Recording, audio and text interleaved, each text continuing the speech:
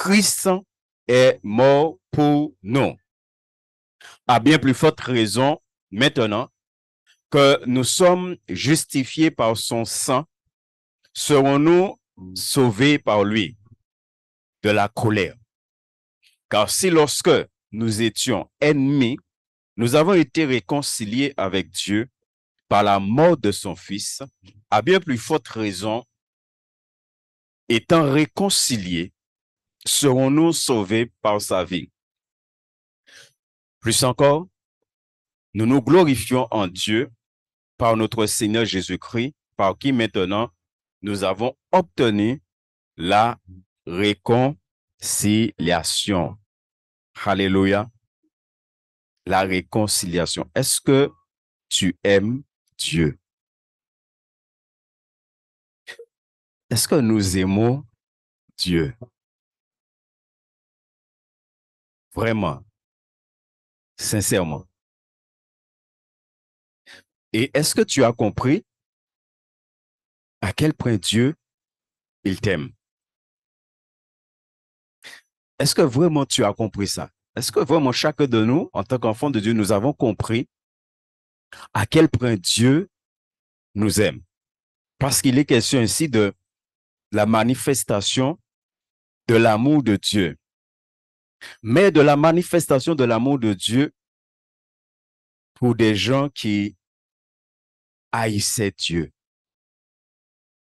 Mais vraiment haïssaient Dieu. Chacun de nous, par nos attitudes, nos comportements avant de connaître le Seigneur, toutes les choses abominables que nous avons pu faire, c'est parce que nous haïssions Dieu que nous avons accompli ces choses-là. Béni soit l'Éternel. Il y a une fois qui vient ici, cette semaine encore, nous étions en train de parler et lorsqu'il s'est rappelé un jour, j'ai dit, maman, bon Dieu. Ah oui. Et quand tu vois que quelque temps après, cette personne devient enfant de Dieu et devient un serviteur de Dieu. Est-ce que tu connais ce Dieu-là qui t'aime? Il y a des gens qui ont fait des choses encore pires vis-à-vis de Dieu. Et un jour, Dieu est venu.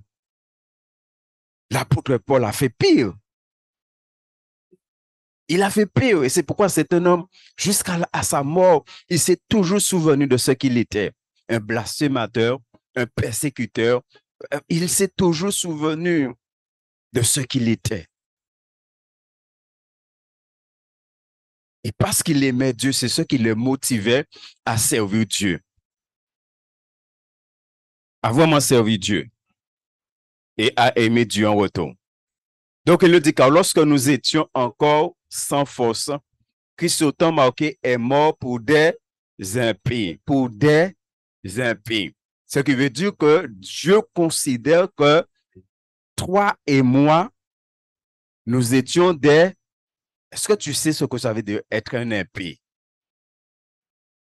La Bible nous parle de l'homme impie qui va venir, qui va surgir dans les derniers temps, de l'homme impie. N'est-ce pas? Et on voit ce que cet homme impie-là va faire. On voit comment cet homme impie-là va haïr Dieu et même tout ce qu'on nomme Dieu. Et il te dit que Jésus est mort au temps marqué. Il y avait un temps marqué pour qu'il puisse aller à la croix. Au temps marqué qu'il est mort et il est mort pour des impies. C'est ce que nous étions, des impies aux yeux de Dieu. Tu es un impie que Dieu aimait. Tu es un impie que Dieu un jour a décidé de faire de lui son enfant, sa fille et son fils. Avons-nous oublié ça? Avons-nous oublié que c'est ce que nous étions?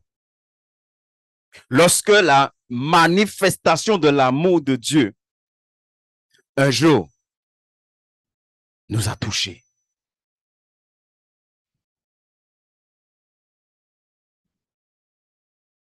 Et il te parle que nous étions sans force. Lorsqu'il parle ici de que nous étions sans force, c'est par rapport au péché. Par rapport aussi au fait qu'on aurait pu faire toutes sortes de choses pour se sauver, ça n'aurait pas marché. Quand il parle là que nous étions sans force. Nous étions sans force devant le péché. Nous étions sans force devant tout ce que le monde nous propose, toutes les abominations que le monde nous proposait. C'est pourquoi nous t'es qu'à baigner dans ça, n'est-ce pas? Le monde propose dans la sorcellerie, dit, oui, il faut lever pierre. Des pouvoirs habitants pas bon, il faut lever pierre, n'est-ce pas? Le monde nous a proposé ça. Et comme on était sans force, eh bien, nous tomber à dedans, nous t'es qu'à baigner à dedans, nous t'es qu'à, voilà, toute l'argent, nous t'es qu'à passer à dedans. Pourquoi c'est important, frère? C'est important de savoir qui tu étais lorsque l'amour de Dieu s'est manifesté dans ta vie. Les hommes nouveaux là que nous parlons, qui tu étais. Alléluia. Qui nous étions pour comprendre à quel point Dieu nous a aimés. Et qu'en retour, toi, tu puisses aimer Dieu. C'est pourquoi c'est important de vraiment d'être connecté à l'Esprit de Dieu. Pour pouvoir savoir à quel point, des fois, Jésus est. J'allais pas le mot attristé. Je ne sais même pas si je dois employer ce mot-là. Quand Jésus nous regarde et quand Jésus voit que nous avons si peu d'amour pour le Père et pour lui, si peu d'amour par rapport à ce que Jésus a fait, ce que je vous dis, c'est une réalité.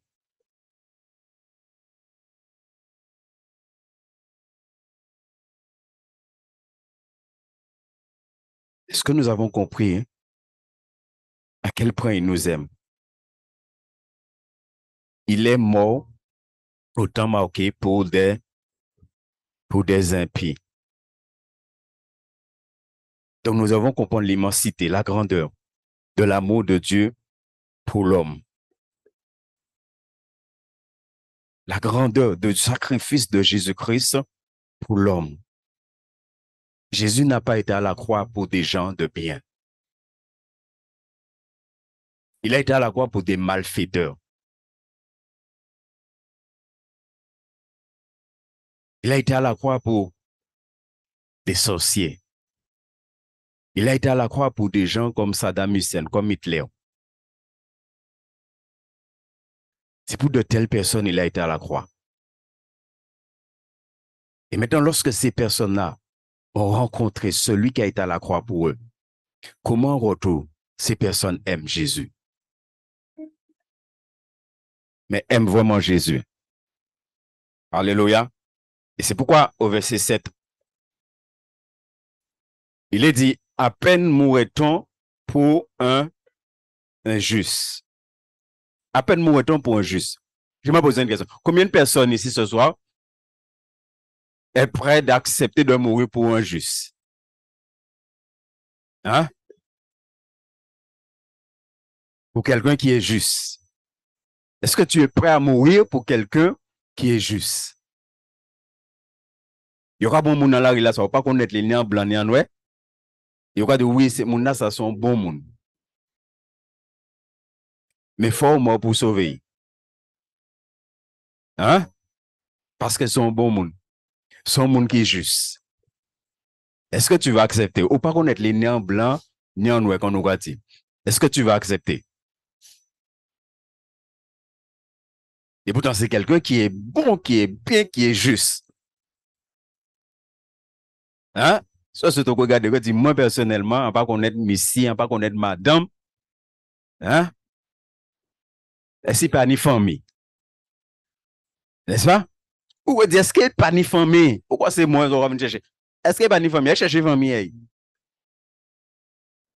C'est ce que la Bible est en train de nous dire là. Même si quelqu'un était l'homme le plus juste sur la terre, est-ce que toi, tu as accepté de mourir pour cette personne? Par rapport au fait que le verset 6 te dit qu'il est mort, lui, celui qui est juste à l'extrême, celui qui est sans défaut, il est mort pour des impies. Est-ce que toi, maintenant, tu as accepté de mourir pour quelqu'un qui est juste? C'est pour montrer la valeur de la mort de Jésus ici pour nous.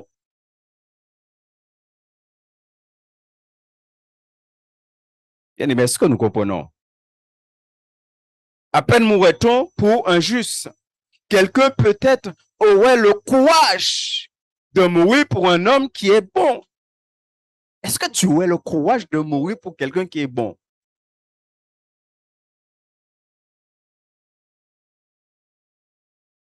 C'est bien aimé, en réfléchissant, on dit, mais même en tant qu'enfant de Dieu, même en tant qu'enfant de Dieu, des fois nous pas de courage de servir bon Dieu. Oh, hein? Non, mais là, regardez mon gars. Hein? Même en tant qu'enfant de Dieu, des fois, on n'a pas le courage de servir Dieu.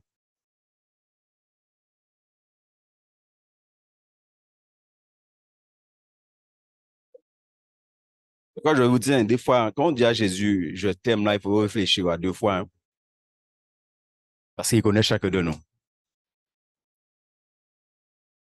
Ce qui dit, même après que Jésus ait fait tout ça pour nous, c'est pourquoi la Bible là, te parle des hommes nouveaux. Est-ce que nous sommes ces hommes nouveaux-là? Même après que Jésus ait fait tout ça pour nous, avons-nous le courage maintenant? Je prends un exemple simple que beaucoup connaissent. Hein? Des fois, les chrétiens, ils ont honte de dire aux chrétiens. Oh, les chrétiens, ils ont honte de dire chrétiens.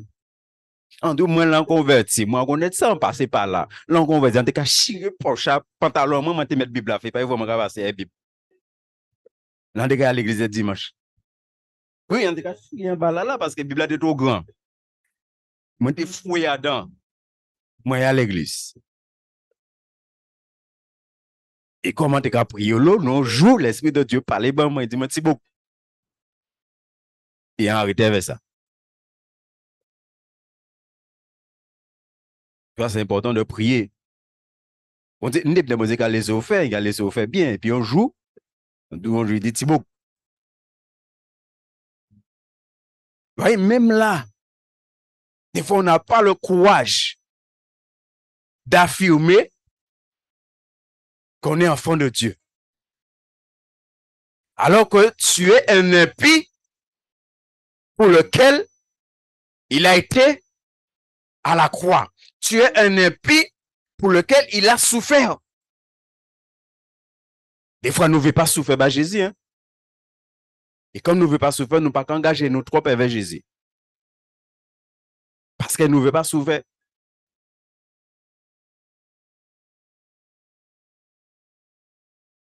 Oh,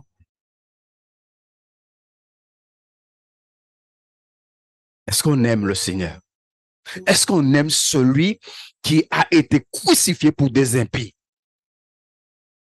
Qui a souffert pour des impies?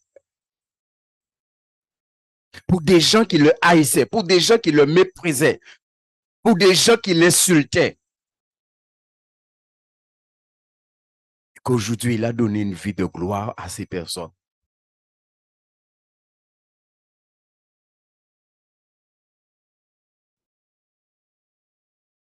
Jean 13, 1, qu'on connaît.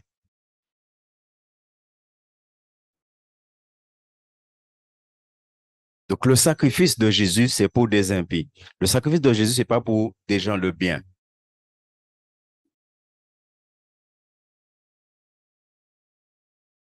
Il dit, avant la fête de Pâques, sachant que l'heure était venue pour lui de passer de ce monde au Père. Jésus qui aimait ou qui avait aimé les siens. Ouais, Jésus qui avait aimé les siens qui étaient dans le monde. Qui est les siens là, c'est qui? Hein? Regardez bien, les siens qui étaient dans le monde, qui avaient aimé les siens qui étaient dans le monde. Les siens qui sont dans le monde, là, c'est qui? Hein? Et nous, là, c'est qui? Selon le verset 6 qu'on vient de voir de Romains, là, c'est qui?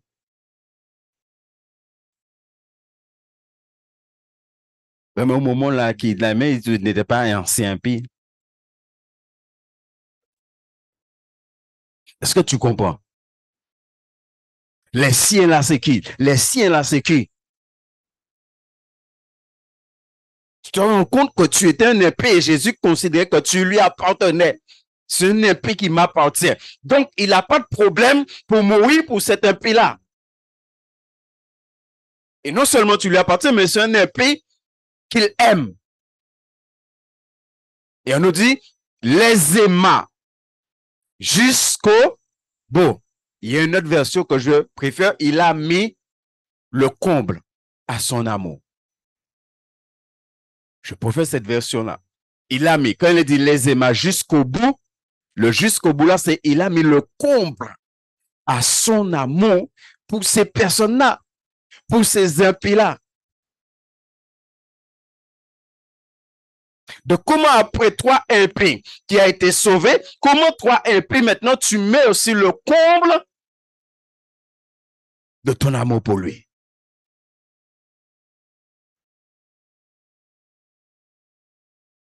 Si nous regardons nos vies ce soir-là, est-ce que vraiment nous pouvons regarder Jésus dans les yeux et dire à Jésus que nous l'aimons, comme on doit l'aimer?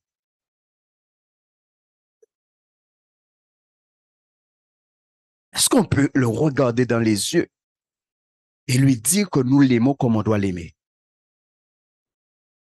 C'est moi, je vous dis, il y a une chose, ça c'est moi, après vous faites ce que vous voulez. Parce que tout ça aussi, c'est des choses, des fois, je réfléchis, je médite dessus. Et que pour moi, on doit faire attention, et peut-être même, et je dis peut-être, hein, après ça, c'est moi. À vous de réfléchir, de savoir qu'on doit arrêter de dire ça dans l'église, que Dieu n'aime pas 10, 20, 30, 40, 50, 60, 70, 80, 90%. Dieu veut le 100%. Pour moi, hein, je pense qu'on doit arrêter de dire ça à l'église parce que ça fait de nous des menteurs devant la face de Dieu parce que Dieu voit comment chacun aime. Parce que si tu sais que tu dois donner 100% à Dieu, tu n'as pas besoin de réfléchir. Tu prends la décision de lui donner 100% de ta vie.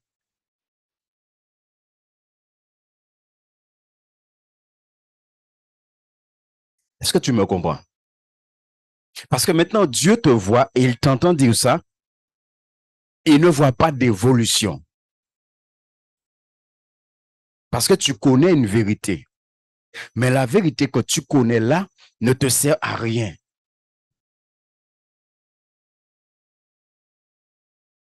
Si tu sais que Dieu, c'est 100% qu'il attend de toi, maintenant, toi, tu t'engages à donner à Dieu les 100%. C'est comme si, laissez-moi imaginer ça, Bazot. C'est comme si on est 100 € là. Et ça, faut pas bon 100 € là. Mais comme vous aimez l'argent, vous avez 10 €. Et après, vous venez devant face à bon Dieu, vous dire, ça, c'est 100 €. Bah ouais. Mais mi 10. En qui j'aime dire comme ça? Non, non, nous imaginons ça. Parce que quand vous regardez moi là, comme si bitin, hein, ou mis 100 €. Et vous savez que c'est 100 € là pour payer. Il commande 100 € là. Vous avez 10 ça dedans. En qui j'ai appris ça? Hein?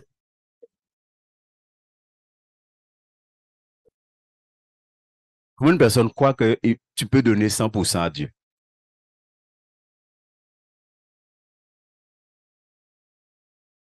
À 10% je parle de ta vie, hein, de ta relation avec Dieu. Béni soit l'Éternel. Bon, c'est encore plus facile hein, pour ceux qui ne sont pas mariés.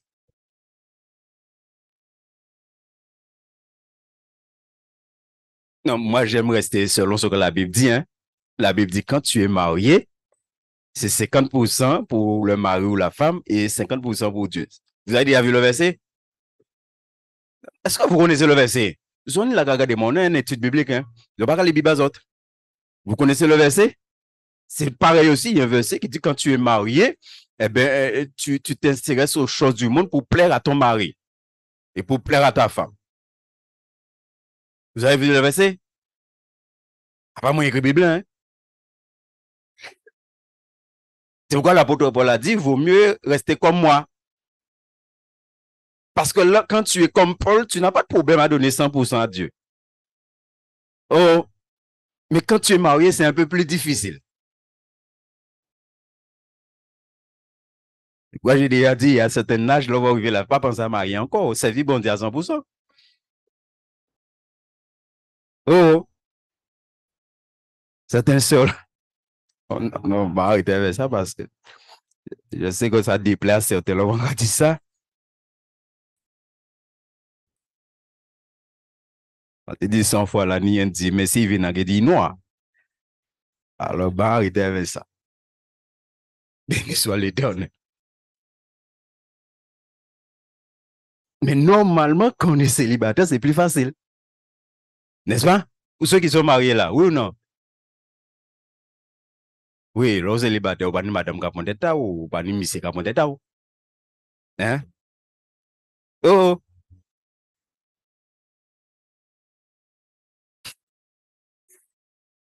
béni soit l'éternel. Aimer jusqu'au bout. Comment lui, il a pu aimer les impies jusqu'au bout? Et toi, maintenant, tu n'es plus impie, tu ne l'aimes pas jusqu'au bout. Tu ne mets pas le comble à ton amour pour lui. Alors que lui, il a mis le comble à son amour pour toi qui étais impie. Il n'a pas regardé que tu étais impie. Mais comme dit le verset, Jésus qui avait aimé les siens, qui avait aimé les impies qui étaient dans le monde. C'est ce qui est écrit là. Les aima les impies jusqu'au... Donc maintenant que tu n'es plus impie, comment tu dois l'aimer? En tant qu'homme nouveau, en tant que femme nouvelle, parce que tu n'es plus impie. Comment tu dois l'aimer?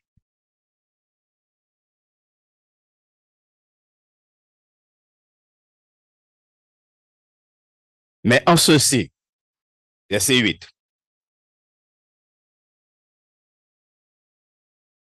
Mais en ceci, Dieu prouve son amour envers nous. Envers qui Dieu a prouvé son amour?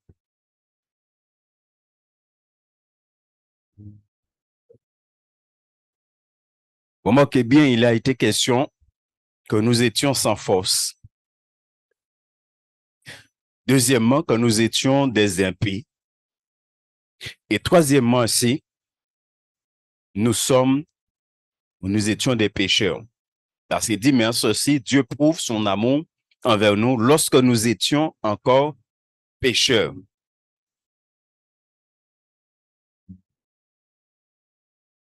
Christ est mort pour nous. Lorsqu'il parle là que nous étions des pécheurs, c'est que nous étions des ratés, des rebelles, des ennemis de Dieu, des incapables, des malfaiteurs. C'est de ça qu'il parle. Donc, on voit, premièrement, Dieu a manifesté son amour envers ceux qui étaient sans force vis-à-vis du péché. Deuxièmement, on voit que Dieu a manifesté son amour envers des impies. Et troisièmement, Dieu a manifesté son amour envers des pécheurs.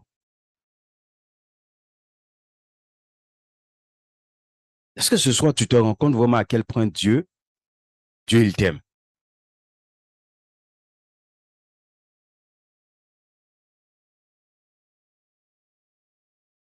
que Jésus est mort pour de telles personnes. Il est mort pour de telles personnes. Mais en ceci, Dieu prouve son amour envers nous. Il a prouvé à des impies, à des pécheurs, à des gens sans force, il leur a prouvé à quel point il les aime. Ce qui veut dire que aujourd'hui, tu ne dois pas chercher à ce que Dieu te prouve qu'il t'aime encore. Si tu as compris l'évangile, si tu as compris les choses, si tu as compris la parole, tu ne dois pas chercher encore à ce que Dieu te prouve qu'il t'aime.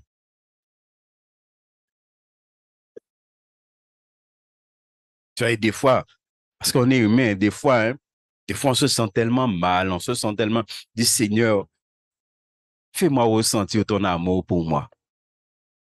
N'est-ce pas? Mais quand tu as compris l'évangile, non, c'est des choses qu'on ne devait pas dire à Dieu.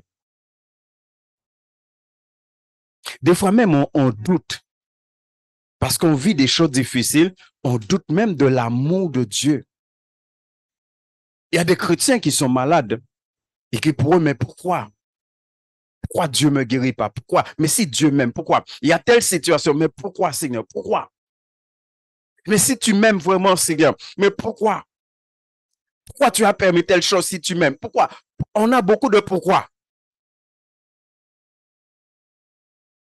Mais et tout ça, qui te dit que Dieu t'a prouvé déjà. Il t'a déjà prouvé que, parce qu'il aurait pu te laisser en tant qu'impie. Il aurait pu te laisser sans force. Il aurait pu te laisser pécheur.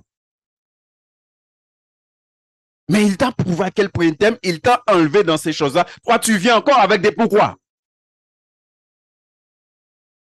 Toi, tu viens encore à douter de son amour pour toi, alors qu'il t'a déjà prouvé.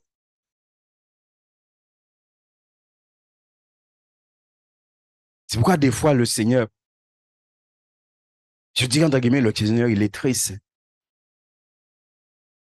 Parce qu'il a déjà fait tant de choses pour nous. Et qu'on doit simplement saisir ce qu'il a fait pour nous. Et nous, on est dans des pourquoi.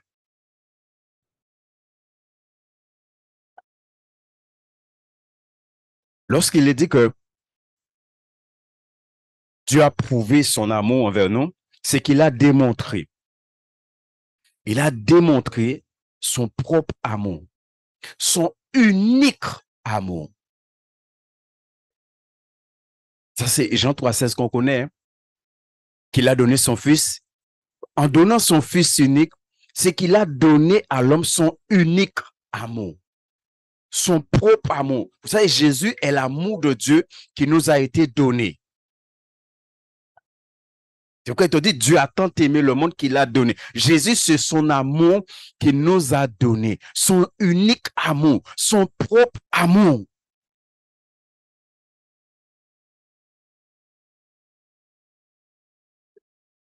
Béni soit l'Éternel. Mais comme l'homme est un éternel insatisfait, même Dieu ne satisfait pas l'homme. Mais si bon Dieu qui bon Dieu pas qu'à satisfaire, quand il peut satisfaire encore dans la vie? Non, nous croyons ça, mais c'est sérieux, frère. Ça, je ne sais pas si c'est hier ou aujourd'hui. L'Esprit de Dieu était en train de m'interpeller sur le fait de se lamenter. Et en train de me montrer comment c'est un péché grave, un chrétien qui se... Comment c'est grave? L'Esprit de Dieu m'a interpellé sur ça. Comment c'est grave? Un chrétien qui se... Peu importe, l'Esprit de Dieu me dit, peu importe ce que tu vis, tu n'as pas le droit. Je vous dis ça, frère et soeur, tu n'as pas le droit de te lamenter. Se lamenter pour un chrétien, c'est interdit. Oh. A dit amen, vous lamenter après.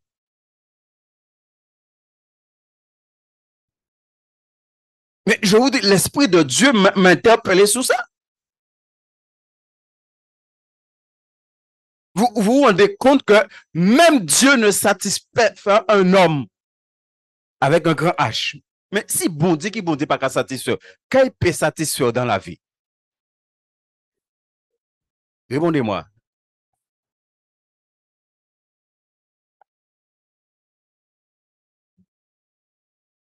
Et si tout ça là que Dieu a fait là, pour nous là, malgré ça, nous pas satisfaits.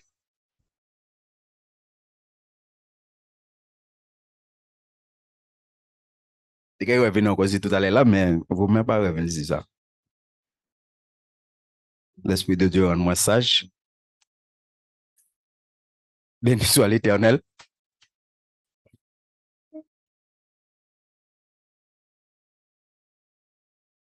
Quelqu'un a écrit, Christ est mort pour des pécheurs, des êtres sans attrait, sans valeur, sans mérite. Christ est mort pour des pécheurs, des êtres sans attrait, sans valeur, sans mérite.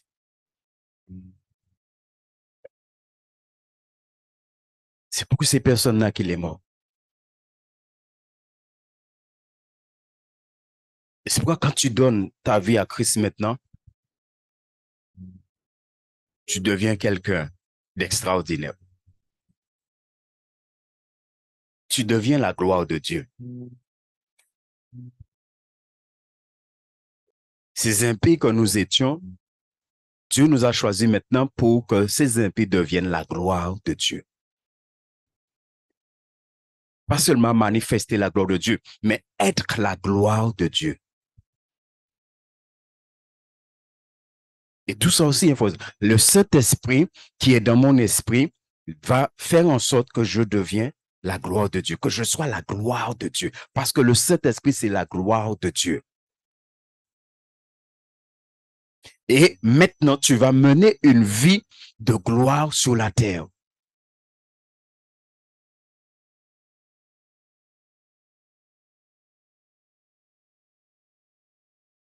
Alléluia.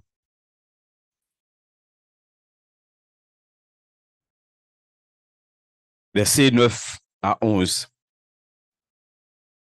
Et Paul va faire ce qu'on appelle des contrastes. Et surtout, il va faire des contrastes entre la justification et la glorification ici. La justification et la glorification, ce sont deux choses qui sont très importantes dans le salut. Parce que la justification est la garantie de la glorification. Si tu as été justifié, automatiquement, normalement,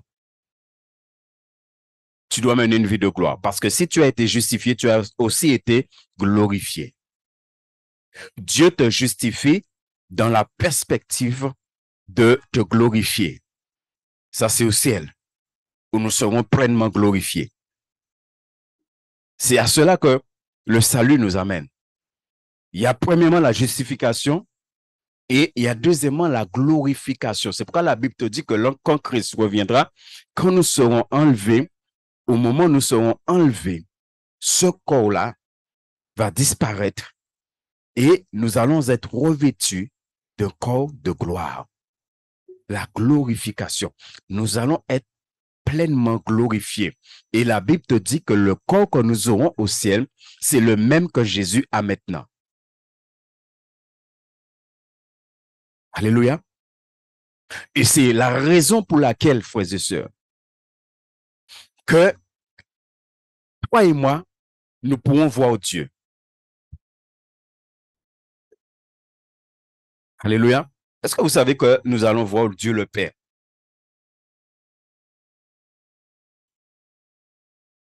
Est-ce que Jésus est en train de voir Dieu maintenant? Parce qu'il est assis. Donc, si Jésus voit Dieu le Père, et toi, tu auras le même corps, tu auras le même corps que Jésus. C'est-à-dire, ce corps-là que tu as te permettra. Quand Dieu a dit à Moïse que l'homme ne peut pas le voir, c'est l'homme pécheur. L'homme pécheur ne peut pas voir Dieu, ne peut pas voir Dieu sans être terrassé, sans être brûlé, exterminé. Mais l'homme qui reçoit ce corps de gloire-là, lui, il pourra voir le Seigneur. Est-ce que tu as envie de voir Dieu? Est-ce que tu as envie de voir le trône de Dieu? Là où Dieu est assis. Parce qu'il te dit que le Fils est assis à la droite de la majesté divine. S'il est assis à la droite de la majesté, ça veut dire que Dieu est assis quelque part aussi. N'est-ce pas? Si les quatre êtres vivants, les 24 viennent se prosterner devant Dieu, ça veut dire que Dieu est assis quelque part. Est-ce que tu te rends compte qu'un jour, toi aussi, tu vas vivre ça?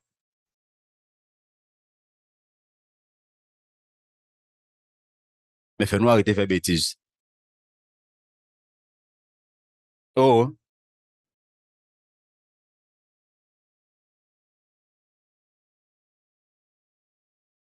à bien plus forte raison, maintenant que nous sommes justifiés par son sang, ouais, que nous sommes justifiés par son sang. Donc, il y a ici un contraste entre notre justification présente et notre glorification future ou notre salut futur, parce qu'il y a un salut futur qui nous attend. Regardez ce qu'il nous dit. Il dit, à bien plus forte raison, maintenant que nous sommes justifiés par son sang, serons-nous sauvés par lui de la colère. Tu as été justifié pour être sauvé de la colère de Dieu. Et c'est pourquoi toute personne justifiée doit mener une vie juste. Et c'est pourquoi lorsque nous prenons Romains 8.1, il faut bien comprendre Romains 8.1, que maintenant, il n'y a plus de condamnation pour ceux qui sont en Jésus-Christ. Mais regardez bien qu'il te dit que tu as été justifié par son sang et tu seras sauvé par lui. Ce qui veut dire que ceux qu'il a justifiés, il va les sauver. Mais non seulement il va les sauver, mais il va aussi les préserver de la colère. Parce qu'ils seront sauvés par lui de la colère. Donc, de la manière que tu as accepté Jésus dans ta vie et que maintenant tu vis, Jésus va te préserver de la colère de Dieu. Il y a un verset qui dit que la colère de Dieu va se manifester, se révéler contre les impies. Ça veut dire que tu ne dois pas redevenir un impie. Si tu redeviens un impie, c'est la colère de Dieu qui t'attend. Ce qui veut dire qu'il y a un salut futur, mais il y a aussi la colère de Dieu qui est là. Bien aimé, il faut faire très attention à cela. Et en préparant ce mois, j'ai encore pensé à Moïse. Ça, c'est la colère de Dieu s'est manifestée vers Moïse. Lorsque Moïse a frappé le rocher et que Dieu vient et dit à Moïse, tu ne vas pas entrer non plus. Et Dieu dit à Moïse, je ne fais d'acception de personne. Et moi, j'ai toujours dit à Dieu, mais sinon, non, pour tes bains en faveur, c'est bien Moïse.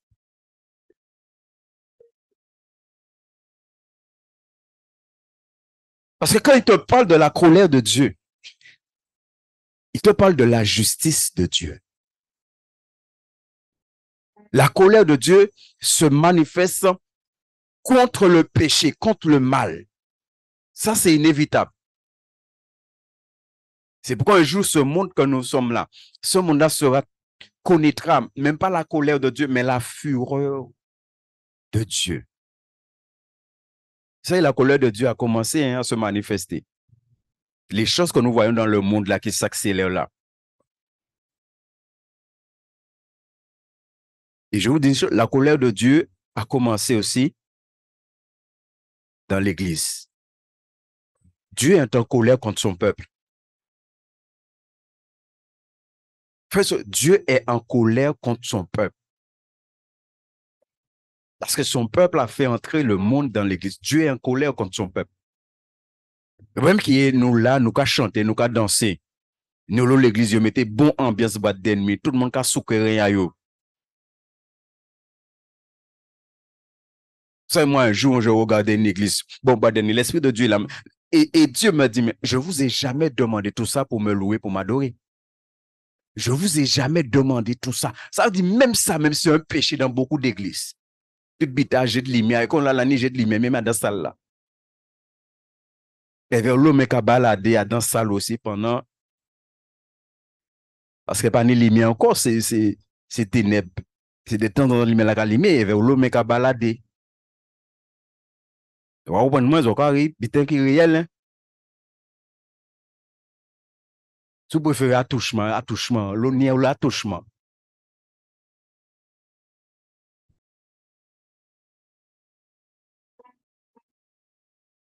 Dieu est en colère contre son peuple.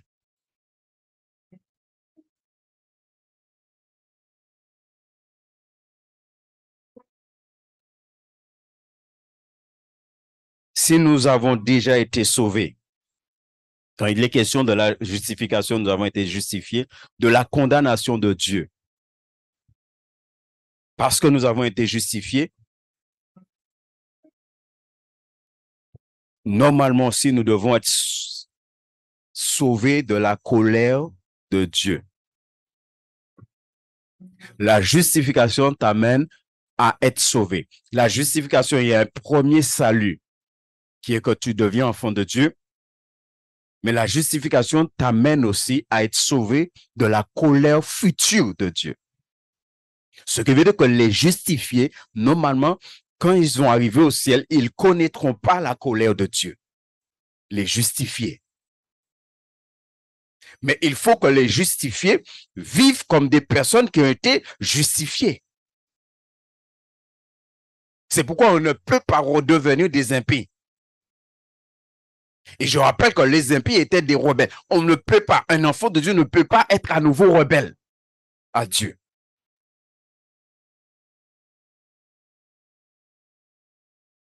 Car si, verset 10, lorsque nous étions ennemis, nous avons été réconciliés avec Dieu par la mort de son Fils. À bien plus forte raison, étant réconciliés, serons-nous sauvés par lui. Il dit, car si lorsque nous étions ennemis, est-ce que tu vois comment Dieu, en parlant des impies, de ceux qui étaient sans force, en parlant des pécheurs, comment Dieu a aimé ces gens-là? Est-ce que nous avons compris comment, à quel point Dieu a aimé ces gens-là? Oui? Tu as bien compris ça? Alors, je te pose une question ce soir. Maintenant, là, tu n'es plus impie. Tu n'es plus sans force. Tu n'es plus un pécheur. Comment tu comprends l'amour de Dieu pour toi? Non, si quand tu étais ennemi, il t'a aimé de cet amour-là, alors que tu étais ennemi, hein? Regardez comment Dieu t'a aimé. Alors maintenant, là, tu es enfant de Dieu. Et que normalement, nous sommes amis de Dieu. Est-ce que tu te rends compte à quel point Dieu t'aime maintenant? Parce que tu n'es plus aimé. Mais si quand tu étais impie, il t'a aimé tellement. Essaie d'imaginer maintenant l'amour qu'il a pour toi, maintenant que tu es enfant de Dieu. Essaie d'imaginer ça. Et dis-moi si ça ne mène pas un changement là dans ta vie là, à considérer l'amour de Dieu pour toi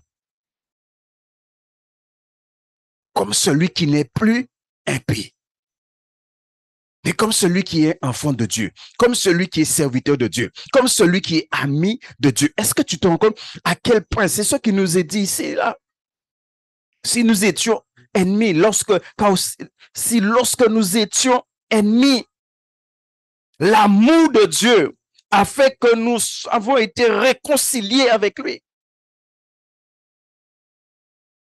Alors maintenant là,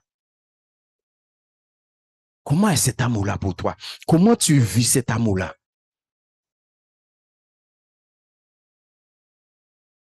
Comment tu vis cet amour-là maintenant là? Toi qui as connu cet amour en tant qu'impie, ça veut dire que l'amour là de Dieu maintenant là est encore beaucoup plus.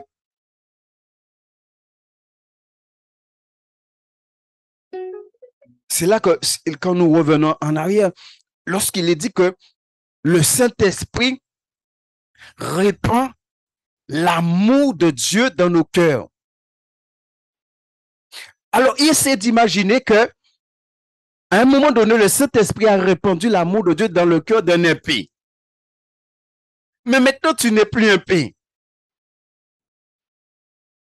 L'amour qu'il a répandu là, c'est simplement pour que tu puisses devenir enfant de Dieu, pour que tu puisses te réconcilier avec. Mais maintenant, cet amour-là, tu as réconcilié avec Dieu. Maintenant, quel amour, quel degré d'amour? Éphésiens nous parle de ça. Connaître la hauteur. Et il te dit, pour que quoi? Pour que tu sois rempli de toute la plaie. Est-ce que nous comprenons, frères et sœurs? Mais si on ne vit pas cette dimension d'amour avec Dieu, comment on va connaître la plénitude? Et c'est là que je comprends pourquoi moi, l'Esprit de Dieu m'a interpellé sur le champ, que normalement, on ne devait même pas faire cette prière. Si tu es rempli de toute la plénitude de Dieu, tu ne peux pas venir et dire à Dieu que ma coupe, non. Elle déborde déjà. Parce que tu es en train de vivre la plénitude de Dieu. Si Dieu a tant aimé un impie, il a aimé un impie là, à sacrifier son fils, maintenant là que tu es enfant de Dieu, essaie d'imaginer quel amour il a pour toi.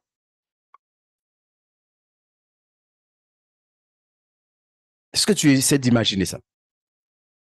Non, en voulant imaginer réellement, on a regardé moi avec Ganzé, non, on doit faire mes yeux à autres, imaginer, mais on a regardé moi avec Ganzé à autres, là, petit ouvert là.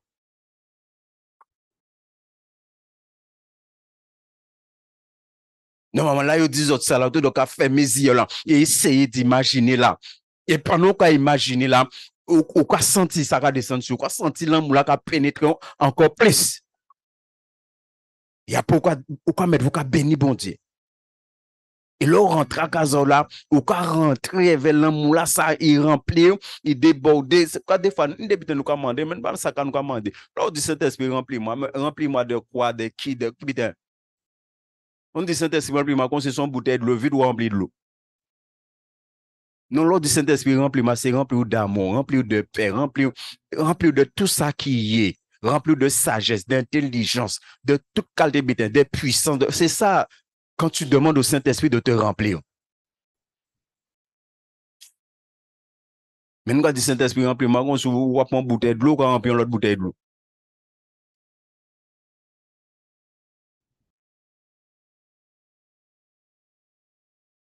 Est-ce que nous comprenons, frères et sœurs?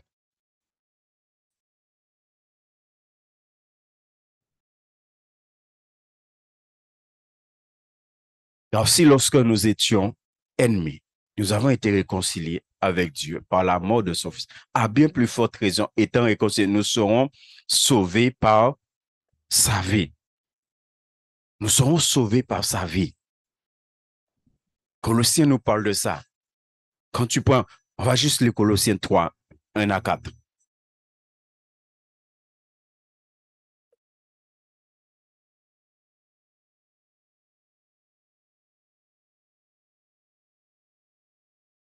Si donc vous êtes ressuscités avec le Christ, cherchez les choses d'en haut, où le Christ est assis à la droite de Dieu. Pensez à ce qui est en haut et non à ce qui est sur la terre. Car vous êtes morts et votre vie est cachée avec le Christ en Dieu. Quand le Christ, votre vie, vous voyez, il est dit que nous serons sauvés par sa vie. Tu es sauvé parce que tu vis la vie de Christ. Et c'est la vie de Christ qui te sauve. C'est pourquoi quand tu reçois Christ, maintenant tu dois laisser Christ vivre en toi. Ça, c'est Galates 2:20. Tu dois laisser Christ vivre en toi. Que ce n'est plus toi qui vis, mais c'est Christ qui vit en toi. Parce que c'est Christ qui te sauve. Mais c'est pourquoi on a besoin de comprendre le salut. C'est Christ qui te sauve. Christ vit en toi pour te sauver. C'est pourquoi au moment que Christ vit en toi, tu n'es pas encore au ciel. Tu es encore sur la terre. Tu n'es pas encore au ciel. Tu n'es pas encore dans l'éternité avec Christ. Et tu as maintenant besoin de laisser Christ vivre en toi pour que Christ t'amène au salut final. Et c'est pourquoi il te dit, quand le Christ, votre vie, quoi? Qu'est-ce qui va apparaître? Toi et moi qui attends le retour de Christ. Quand Christ va retourner, qu'est-ce qui va apparaître? Qu'est-ce qui vient te chercher là? Qui est-ce qui vient te chercher selon le verset? Non. Ils n'ont pas ça lire. On ne sait pas où vient la lettre, c'est le verset 4. Les versets là. Qu'est-ce qui va apparaître? Hein? Ils ont troublé. Ils ont tellement trouvé, ils n'ont pas ça lire. Lisez le verset. Qu'est-ce qui va apparaître?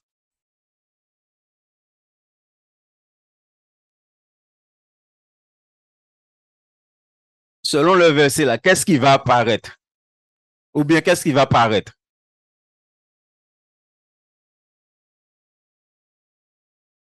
Hein? Comme les là avancé, sinon, en réalité, il bazote. Quand le Christ, votre Christ représente quoi là? N'est-ce pas? Christ représente notre vie. Est-ce que ta vie représente Christ?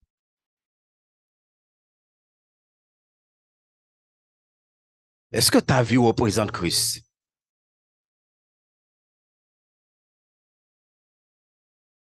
C'est la raison pour laquelle il faut nous arrêter de vivre qu'on nous voulait, hein, faire-nous vivre comme Christ, comment de nous vivre. Quand Christ, votre vie paraîtra, qu'est-ce qui va paraître? C'est ta vie qui va paraître. Alors vous paraîtrez aussi avec lui, c'est normal, puisque sa vie c'est ta vie c'est sa vie. Non, est-ce que vous comprenez moi? Sa vie, c'est ta vie c'est sa vie. Donc, toi, tu attends que ta vie vienne te chercher. Et ta vie vient chercher sa vie.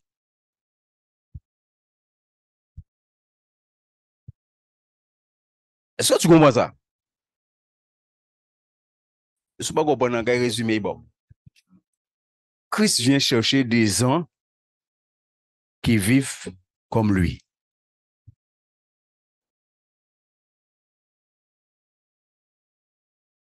Parce que la Bible te dit que tout disciple est comme.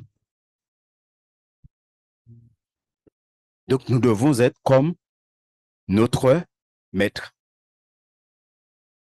C'est pourquoi il te dit qu'il va te sauver par sa vie. Parce qu'il vit en toi. Mais il ne vit pas en toi pour que tu vis comme tu veux. Il vit en toi pour que tu vis sa vie à lui. Non, il faut être...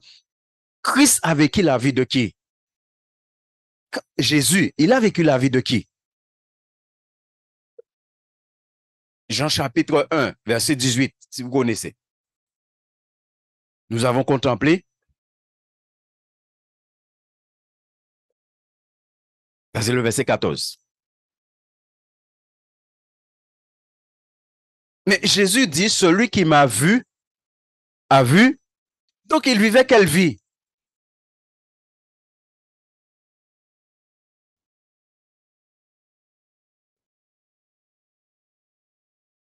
Mais il faut méditer la parole de Dieu. Et il faut comprendre la parole. Plus encore, nous nous glorifions en Dieu par notre Seigneur Jésus-Christ, par qui maintenant nous avons obtenu la réconciliation. Voyez, du verset 10 à 11, à 3 reprises, nous retrouvons le mot réconciliation. Réconciliation. Comment Dieu a réconcilié avec lui des impies? Comment Dieu a aimé ses impies? à transformer la vie de ces impies, à justifier ces impies, à glorifier ces impies, et que maintenant, il y a une glorification encore qui attend ces impies-là, qui est toi et moi. Maintenant, bien-aimés, comment nous sommes en train de vivre avec le Seigneur? Comment toi et moi, maintenant, nous cherchons à être agréables au Seigneur dans les moindres détails de notre vie?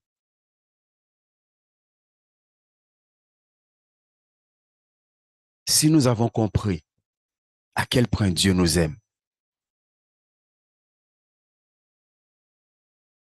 comment tu réponds à l'amour de Dieu pour toi? Est-ce que tu réponds à l'amour de Dieu pour toi par ton amour pour lui?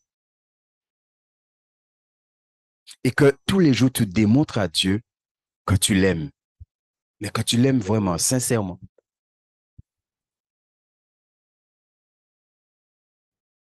Que Dieu nous bénisse. Nous allons prier.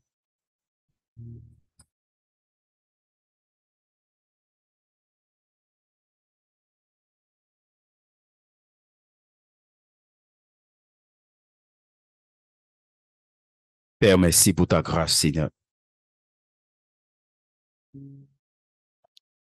Et nous ne pouvons que te dire ce soir merci pour ton amour. Tu n'as pas regardé que nous étions des impies. Tu n'as pas regardé que nous étions sans force vis-à-vis du péché, vis-à-vis des choses de ce monde, vis-à-vis du diable qui nous entraînait sans cesse dans le ténèbre, dans le mal. Tu n'as pas regardé que nous étions des pécheurs. Tu n'as pas regardé à toutes ces choses, mais tu nous as aimés.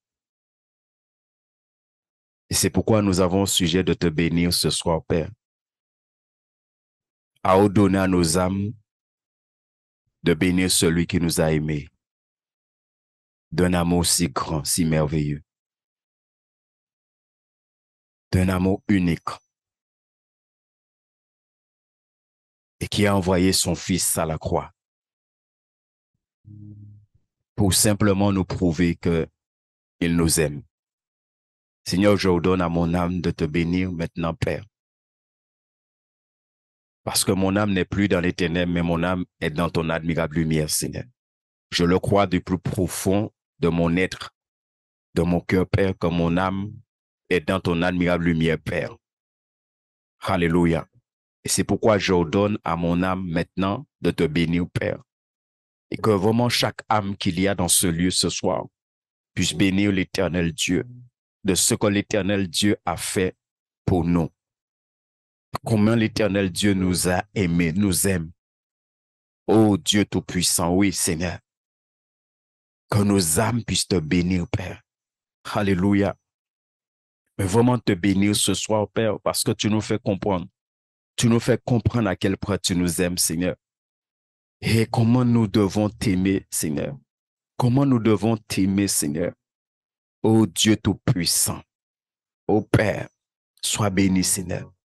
Bénis ton peuple encore, Seigneur. Amène-nous à aller plus loin dans la méditation de ta parole, à aller plus loin, Seigneur, à comprendre vraiment qui nous sommes, à comprendre, Seigneur, qui tu es, Papa, et sans cesse à te bénir, Père, à te bénir, Seigneur Dieu Tout-Puissant. Alléluia, à te bénir, Seigneur, parce que tu es grand, tu es merveilleux, Papa. Alléluia, tu es extraordinaire, Père. Oh Dieu Tout-Puissant. Et ton amour nous a donné une vie d'excellence, une vie excellente, Seigneur mon Dieu. Excellente, Père éternel. Oh, sois béni pour cela, Père. Alléluia. Sois béni, Papa. Oh, je veux me joindre aux anges dans le ciel pour bénir l'Éternel Dieu Tout-Puissant, pour bénir ton Saint-Nom, Père, oh Dieu de gloire. Et je prie qu'il y ait une grâce qui descend sur ton peuple en ce moment. Qu'il y ait une grâce, Papa. Qu'il y ait, oh Dieu Tout-Puissant, qu'il y ait quelque chose qui se passe parce qu'on a parlé. Lorsqu'on parle de ton amour, tu agis, Seigneur. Tu agis dans les cœurs, Papa. Tu viens et tu fais descendre, Seigneur. Tu fais pénétrer ton amour. Tu répands ton amour, Seigneur. On ne peut pas parler de ton amour sans que tu répands ton amour dans les... Oh, Rabashitere. Alléluia. Oh, gloire à toi, Seigneur. Oh, gloire à toi, Seigneur Dieu. Merci de bénir ton peuple, Seigneur. de bénir tes enfants, Seigneur mon Dieu. Éternel Dieu Tout-Puissant, et sois béni, Père. Sois béni, Seigneur mon Dieu. Toute gloire, tout honneur est pour toi. Accompagne, Seigneur, chacun de nous dans nos demeures respectives, Père, dans le nom tout-puissant de Jésus-Christ. Amen. Amen.